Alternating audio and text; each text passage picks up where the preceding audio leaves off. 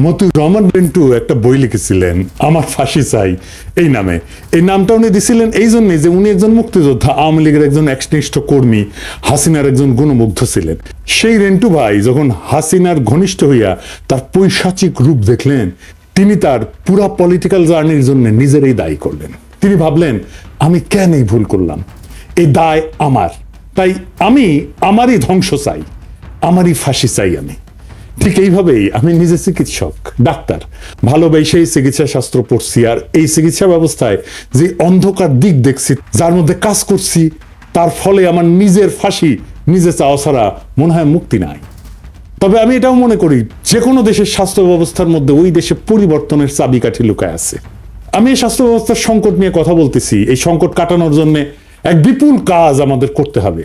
বাংলাদেশের স্বাস্থ্য ব্যবস্থার সংকট এবং সেটা থেকে উত্তরণের পথ নিয়ে সংস্কারের লক্ষ্যে একটা কমিটি হয়েছে, তারা কাজ করতেছেন, মন্ত্রণালয়ের দায়িত্ব আছেন আমার বন্ধু এবং গুরুজনেরা। তাই এটা আমার দায়িত্ব, আমি স্বাস্থ্য ব্যবস্থার সংস্কার নিয়ে আমি এই মন্ত্রণালয়কে, এই সংস্কার কমিটিকে আমি সাহায্য করব।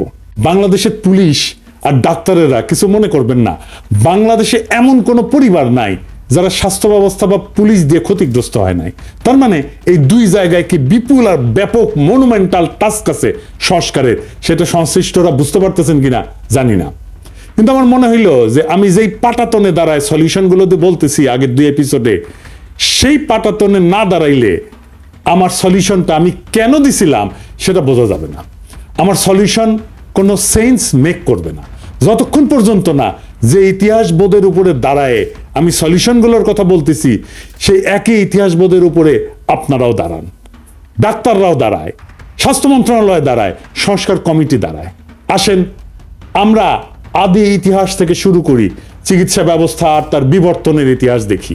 কোন ভাঙা গড়ার মধ্যে দিয়ে গেছে সেই চিকিৎসা ব্যবস্থা, আজ আমরা যার উত্তরাধিকার। এই চিকিৎসা ব্যবস্থার ফিলোসফিক্যাল জার্নিটা কি, আসেন সেইটা আমরা বুঝে দেখি। সারা দুনিয়াতে স্বাস্থ্য ব্যবস্থার মেরুদণ্ড চিকিৎসক, অথচ এই চিকিৎসকদের বিরুদ্ধে মানুষের পর্বত প্রমাণ অভিযোগ। যে সুস্থ হয়ে বাড়ি যায় সে অভিযোগ করে, যে যায় না সে তো করবেই। তবে এই যে অভিযোগগুলা, এটা যে শুধু বাংলাদেশে তা না, এটা সারা দুনিয়ার চিত্র। কারণটা কি? কারণটা হচ্ছে যে চিকিৎসা শুধু বিজ্ঞান না, এটা একটা আর্ট। সেবাগ্রহীতা হিসেবে থাকে একজন রক্ত মাংসের জীবন্ত মানুষ। সেই মানুষটা বাকি সব মানুষের চাইতে আলাদা, তার আলাদা জীবন আছে, সম্পর্ক আছে, স্মৃতি আছে, শিক্ষা আছে। এই বিপুল বৈচিত্র্যকে মায়া দিয়ে, মমতা দিয়ে, দক্ষতা দিয়ে, বিজ্ঞান দিয়ে ম্যানেজ করাটা খুবই জটিল একটা কাজ। এই জটিল কাজটাই করেন ডাক্তার। 2008 সালে হলিউডে একটা সিনেমা হয়েছিল, নাম নাইটস ইন রোদান্ত। সেই সিনেমার নায়ক রিচার্ড টেফানি গেইট অভিনয় করছেন একজন ডাক্তারের ভূমিকায়। সিনেমায় ওই ডাক্তারের নাম হচ্ছে ডাক্তার ফ্লেনার। ডাক্তার ফ্লেনারের হাতে সার্জারির সময় তার এক বৃদ্ধা রোগী সার্জারির বেডেই মারা যায়। ডাক্তার ফ্লেনার আসছেন সমুদ্রের ধারে একটা শহর রোদান্ততে বৃদ্ধার স্বামীকে কৈফিয়ত দিতে। ফ্লেনার বলতেছে যে অ্যানেস্থেশিয়ার জটিলতায় 50,000 জনের মধ্যে একজনের এরকম দুর্ঘটনা ঘটতে পারে, যে দুর্ঘটনাটা তোমার স্ত্রীর ক্ষেত্রে ঘটছে। বৃদ্ধ কিছুক্ষণ চুপ করে শুনে বললেন যে 50,000-এ একজন একটা সংখ্যা, আমাদের 43 বছরের দাম্পত্য জীবন। আচ্ছা ডাক্তার, তুমি কি আমার স্ত্রীর চোখের তারার রংটা দেখছিলা? এই যে আবেগের তীব্রতা, সেটা ডাক্তার ফ্লেনার সামাল দেবে কিভাবে যদি না দুই পক্ষের বিশ্বাস আর এমপ্যাথির একটা সম্পর্ক তৈরি না হয়। পৃথিবীর কোনো পেশাকেই তো এমন তীব্র মানবিক আবেগ মোকাবেলা করতে হয় না। আমার ডাক্তার হওয়ার মোটিভেশন বগুড়ার তারা ডাক্তার, বাবার বন্ধু ছিলেন, আমাদের পারিবারিক বন্ধু ছিলেন, অসম্ভব রূপবান এক মানুষ ছিলেন। এমন মমতায় উনি রোগী দেখতেন, এমন অপূর্ব ছিল ওনার হাসি, ওনার উপস্থিতি রোগ অর্ধেক ভালো করে দিত। উনি যখন বগুড়া আলতাফুন্নেসা খেলার মাঠের পাশের রাস্তা দিয়ে স্টেথো গলায় ঝুলায় যাইতেন, হাঁটতেন, তখন মনে হইতো দুনিয়ার সমস্ত সৌন্দর্য উনার উপরে ভর করছে। আমারও ছোটবেলায় মনে হইতো ঠিক এইভাবে স্টেথো গলায় আমাকে মাঠের পাশ দিয়ে হাইটে যেতে হবে। ডাক্তারি পেশা এতটাই সেলিব্রেটেড ছিল, কাঙ্ক্ষিত ছিল, আমি ডাক্তার হইতে হইতে সেই দিনগুলা কোথায় যেন হারায় গেল। আমরা মনে করি যে ডাক্তারেরা সব দেশে, সব যুগে, সব সমাজে সমাদৃত ছিল। কথাটা ঠিক না। পৃথিবীর সব দেশেই সমাজপতিরা চিকিৎসকদের প্রতি ছিলেন নির্দয়। এই ভারতবর্ষে চিকিৎসকরা রোগীর বাসার সামনের দরজা দিয়ে ঢুকতে পারতেন না, তাদের ঢুকতে হইতো যেই পথে মেথরেরা বাসার বর্জ্য নিয়ে যেত। গ্রিসের চিকিৎসককে মনে করা হতো নিচু জাতের কারিগর, রোমান সাম্রাজ্যের চিকিৎসকদের কাজ দেওয়া হতো দাসদের, শেক্সপিয়ার চিকিৎসকদের চিটার্স, মাউন্টেব্যাক্স বলছেন। মাউন্টেব্যাক্স মানে হচ্ছে প্রতারক আর কি। ভলতেয়ার বলছিলেন চিকিৎসক তারাই যাদের ওষুধ সম্পর্কে জ্ঞান সামান্য, রোগ সম্পর্কে আরো কম, আর রোগী সম্পর্কে কিছুই জানে না। সেই ভলতেয়ার, যিনি এক বুদ্ধিবৃত্তিক বিপ্লবের জমিন তৈরি করবেন আধুনিক দুনিয়ায়, সেই ভলতেয়ার ডাক্তারদের কি ভাবতেন দেখেন। 1301 সালে বাংলা সাহিত্যপত্র চিকিৎসা সম্পর্কে লিখতেছে, এখন দেখিতে পাওয়া যায় যে কোন লোক জমিদারি সেরাস্তায় কার্য করিতেন অথবা পণ্ডিতি করিয়া আসিতেছেন, মধ্যে খেয়াল হইল নিদান শাস্ত্র পড়ি। তিনি নিদান শাস্ত্র কিছুদিন পড়িয়া বিশেষ একটি উপযুক্ত সাইনবোর্ড লিখিয়া একজন সুচিকিৎসক হইয়া পড়িলেন। ব্যাবিলনের শাসক হাম্মুরাবি একটা অদ্ভুত আইন করছিল, সার্জারিতে ভুল হইলে ডাক্তারের হাত কেটে নেওয়া হবে। মধ্যযুগে পশ্চিমা সাহিত্য বাচাল, ভার, অর্থলোভী, অপদার্থ চিকিৎসকদের নিয়ে কৌতুকের ছড়াছড়ি। কোকাচ্চিওর ডেকামেরন বা চসারের ক্যান্টাবেরি টেলস, এইগুলোতে ডাক্তার একটা অত্যন্ত গুরুত্বপূর্ণ চরিত্র। 14 শতাব্দীর কবি পেত্রাক পোপ ষষ্ঠ ক্লিমেন্টের অসুস্থতার কথা যাই না ওনাকে দেখতে গেছেন, তো গিয়া দেখেন যে পোপের বিছানার পাশে ডাক্তার। তিনি ফিরে গিয়া পোপকে চিঠি লিখলেন যে আপনার রোগসজ্জার পাশে ডাক্তারের উপস্থিতি আমাকে শঙ্কিত করেছে। প্লিনির সাবধানবাণী স্মরণ করুন, ডাক্তাররা সারাতে নয় মেরে ফেলতেই পটু। ফরাসি নাট্যকার মলিয়ের তার ব্যঙ্গ নাটকের মূল উপজীব্যই ছিল ডাক্তারদের নিয়ে ঠাট্টা তামাশা। Imaginary invalid, the flying doctor, Don Juan, doctor Cupid, doctor in spite of himself, এই 5টা নাটকে ডাক্তারদের পেশা নিয়ে এত ব্যঙ্গ করা হয়েছে যে ডাক্তাররা দেখলে লজ্জাই পাবেন। জর্জ বার্নার্ড শর একটা নাটক আছে ডক্টর ডিলেমা নামে, সেখানে বার্নার্ড শ ভূমিকা লিখছেন যে 100 টাকা পারিশ্রমিক না বড় ডাক্তার কখনো 10 টাকা পারিশ্রমিকের ডাক্তারের সাথে একমত হবেন না, কারণ সেক্ষেত্রে তার বাড়তি 90 টাকার দাবিটা খেলো হয়ে যায়। নেপোলিয়ন বলছিলেন যে মানুষ মারার অপরাধে পরলোকে গিয়া আমাদের মতো সেনাপতিদের চাইতে ঢের বেশি জবাবদিহি করতে হবে ডাক্তারদের। টলস্টয় ওয়ার অ্যান্ড পিস লিখতেছেন, ওখানে কৌতুক ভরে খোঁচা দিয়া লিখতেছেন, যদিও ডাক্তারেরা চিকিৎসা করেছিল, ওষুধ খাইয়েছিল, রক্ত মক্ষণ করেছিল, তবুও সে ভালো হয়ে উঠলো, মানে তার মারা যাওয়ারই কথা ছিল যেহেতু ডাক্তার আসছে। কিন্তু ইতিহাসে আরো আগে চিকিৎসকের নিরাময় করার অদ্ভুত ক্ষমতাকে মানুষ কিন্তু বন্দনা করছিল। জনগণের রোগ থেকে আরোগ্য লাভের আকাঙ্ক্ষা এত প্রবল হয়ে উঠছিল যে চিকিৎসকের দেবতার আসনে বসানো শুরু করলো তারা। মিশনে ইমহোটপ, আইসিস, গ্রিসে এসক্লেপিয়াস, ভারতে ধন্বন্তরী। ধর্মও ঈর্ষা করতে শুরু করছিল চিকিৎসকদের। যিশু বলছিলেন যারা ঈশ্বরের অবহেলা বা পাপ করবে তারা চিকিৎসকের হাতে পড়ার মতো শাস্তি পাবে।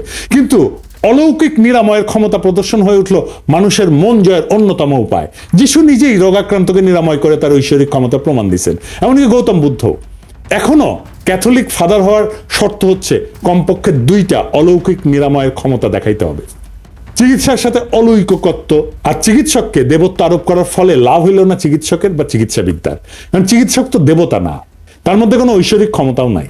চিকিৎসকের কাছে মানুষের প্রত্যাশা এত উঁচুতে পৌঁছাইল যে সেদিন থেকে চিকিৎসকরা হেরে গেলেন সেই খেলায়। তারপরেই এইভাবে মধ্যযুগের সাহিত্যে চিকিৎসকদের এই অবস্থা। তবে এই অবস্থার আবার পরিবর্তন হইল অষ্টাদশ শতাব্দীর শেষ দিকে, তখন কলোনি মাস্টাররা যাচ্ছেন সারা দুনিয়ায়, নতুন নতুন যুদ্ধবিগ্রহ লেগেই আছে। সেই প্রথম ব্যাপকভাবে সেনাবাহিনীতে নেওয়া হতে থাকলো তরুণ ডাক্তারদের। ছড়ায় ছিটায় থাকা ডাক্তাররা একটা সুসংগঠিত বাহিনীর সদস্য হয়ে ছড়ায় পড়লো সারা দুনিয়ায়, মিশতে থাকলো সাধারণ মানুষের সাথেও। মানুষেরা দেখলো ক্ষমতাবান কিন্তু মাটির কাছাকাছি মানুষ। 19 শতকের মাঝামাঝি সৎ আদর্শবাদী চিকিৎসকদের দেখতে শুরু করলো পৃথিবী। সাহিত্য ছাপ পড়লো। 1872 সালে প্রকাশিত হলো জর্জ এলিয়টের মিডল মার্চ। তার নায়ক এক অসাধারণ আদর্শবাদী চিকিৎসক টার্সিয়াস লিডগেট। লেখা হলো Madame Bovary, enemy of the people, যা থেকে সত্যজিৎ রায় বানাইলেন গণশত্রু সিনেমাটা, doctor Pascal, Arrowsmith, Citadel, plague. Bangla সাহিত্য লেখা হলো দত্তা, পথের দাবি, আরোগ্য নিকেতন, অগ্নি। সিনেমায় উত্তম কুমারের সবচেয়ে উজ্জ্বল চরিত্র অভিনয় ছিল ডাক্তারের চরিত্র, দেশপ্রেমিক, আদর্শবাদী, মহান পেশায় প্রতি নির্লোভ মহাপুরুষের প্রতিচ্ছবি। সেই সময়টাই ছিল চিকিৎসা পেশার স্বর্ণযুগ। আর আজকের বাংলাদেশের স্বাস্থ্য ব্যবস্থার সমস্যা আরো জটিল, কারণ পুরা সিস্টেম ভয়াবহ করাপশন ঢুকছে।